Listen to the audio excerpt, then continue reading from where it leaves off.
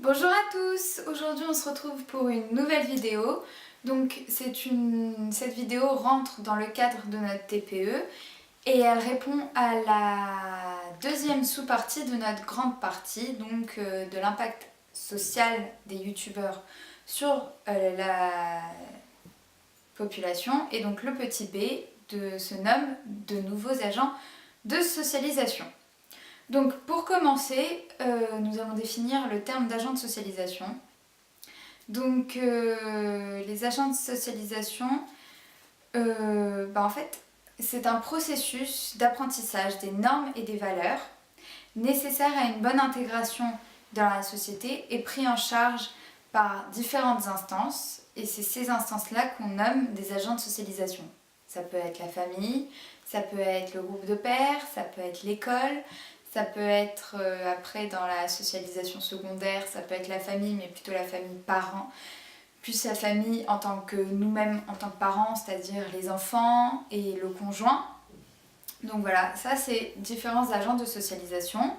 Et du coup, dans cette partie, nous allons justifier que les youtubeurs sont devenus des nouveaux agents de socialisation envers leurs internautes.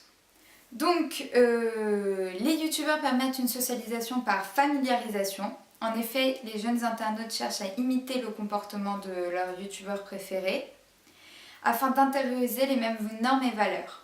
C'est-à-dire qu'ils vont essayer d'être comme eux pour avoir la même vie qu'eux. Donc, ils vont essayer de faire la même chose et donc ils vont intérioriser les normes et valeurs du youtubeur en question. Les normes et valeurs des youtubeurs peuvent aller dans le même sens que celles des autres agents de socialisation, comme les normes et valeurs qui sont générales à tous, comme, je sais pas, dire bonjour, être poli.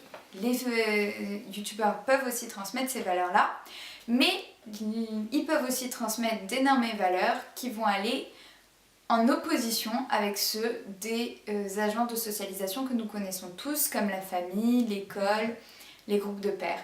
En effet, par exemple, si un youtubeur ou une youtubeuse est vegan, on va prendre l'exemple d'un youtubeur vegan, il va parler à ses internautes de son point de vue, faire des recettes véganes, et du coup va transmettre cette valeur à l'internaute en question qui va, pour ressembler à son youtubeur, devenir vegan. Et dans ce cas-là, ça peut créer une rupture avec l'agent de socialisation famille, puisque dans une famille, si une seule personne est végane, ça crée une rupture et des tensions, et du coup c'est deux discours discordants. Et pour illustrer ce propos, je vous invite à aller voir notre recette de gâteau au chocolat vegan, qui peut donner envie à des internautes de devenir vegan comme les youtubeurs ou youtubeuses qu'ils suivent. Donc il suffira juste d'aller voir dans le lien en barre d'infos, je vous le mettrai. Donc voilà, les normes et valeurs transmises par les youtubeurs peuvent se compléter ou s'opposer avec les normes et valeurs transmises par les autres agents de socialisation. Ce pouvoir de socialisation est dû au caractère humain des youtubeurs. En effet, ils tournent leurs vidéos souvent dans leur chambre, comme moi maintenant ici, ce qui laisse entrevoir un espèce de lien entre les... comme si on permettait aux internautes de voir notre chambre dans le sens où on donne de nous et ça met voilà, une certaine humanité, dans le sens où la chambre peut être la chambre de n'importe qui, c'est pas des chambres extraordinaires. Et souvent, ils se montrent, ils essayent en tout cas de se montrer comme ils sont vraiment, peut-être que c'est pas vraiment comme ils sont vraiment, mais de laisser croire à la personne qui est en face que la personne devant est naturelle. C'est-à-dire que souvent, ils vont par exemple se filmer en pyjama et bien dire aux internautes, voilà, je suis en pyjama aujourd'hui, j'avais pas envie de m'habiller, bon c'est pas grave. Coucou mes amours, donc aujourd'hui on se retrouve pour une nouvelle vidéo et à vrai dire, pour tout vous dire, je suis en pyjama. Donc j'avais un peu la flemme de me préparer ce matin, en plus je vais faire que filmer et faire des montages. Et bon, on est entre nous, donc c'est pas très grave. C'est pas grave. Et donc ça permet de créer un caractère humain qui rende leurs valeurs, même si elles sont un peu idéalisées, accessibles et attrayantes. Donc ça veut dire que c'est un idéal accessible. Les jeunes cherchent donc à leur ressembler car ils représentent une sorte de réussite sociale, dans le sens où ils ont l'air d'avoir la vie parfaite tout en restant accessibles, alors que les acteurs de cinéma ou les égéries de publicité qu'on connaît tous paraissent beaucoup moins réels et moins accessibles. Grâce à cette image qu'ils émettent, ainsi qu'à la proximité qu'ils établissent avec leurs abonnés, ces stars incarnent un peu le rôle de père, dans le sens où l'abonné va se sentir directement concerné lorsque un youtubeur va parler à la caméra, alors qu'il y a une caméra et un écran entre les deux. Il va avoir l'impression que le youtubeur lui parle directement et qu'il s'adresse clairement à lui, ce qui va faire en sorte qu'il va le prendre comme un ami plus que comme quelque chose de vraiment idéal, comme un ami idéal on va dire en fait, donc plus accessible.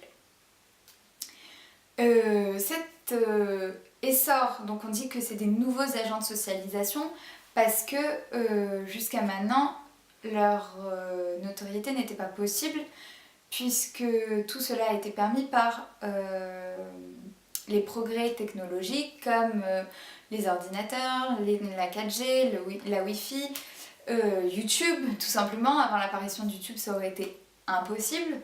Et du coup, tout ce que je vous ai listé, la 3G, le Wi-Fi, maintenant on ne peut pas imaginer aller dans un hôtel s'il n'y a pas le Wi-Fi. La 3G, tout le monde a la 3G, les téléphones mobiles, les smartphones, qui font qu'on peut regarder les vidéos quand on veut, où on veut, et ce qui fait que du coup, on regarde beaucoup de vidéos dans une journée et on s'attache tout particulièrement aux youtubeurs, on essaye de suivre leurs vidéos, de les voir dès qu'elles sortent. On a une accessibilité à cette plateforme vidéo qui permet donc d'agrandir la notoriété des youtubeurs. Cette socialisation ne touche pas, contrairement à ce qu'on pourrait croire, que les plus jeunes, puisque maintenant il y a des seniors, on va dire, qui se lancent dans la création de chaînes YouTube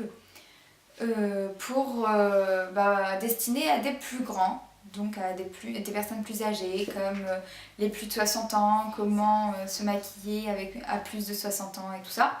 Donc c'est vraiment un essor et ils deviennent vraiment un nouvel agent de socialisation qui permet une transmission de normes et valeurs à leurs internautes, quel que soit l'âge, le sexe ou le milieu social. Voilà!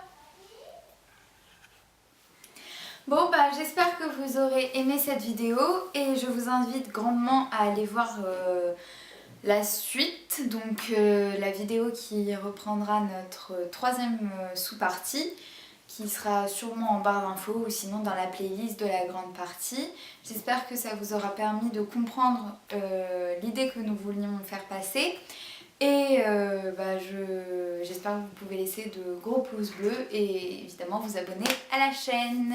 Au revoir!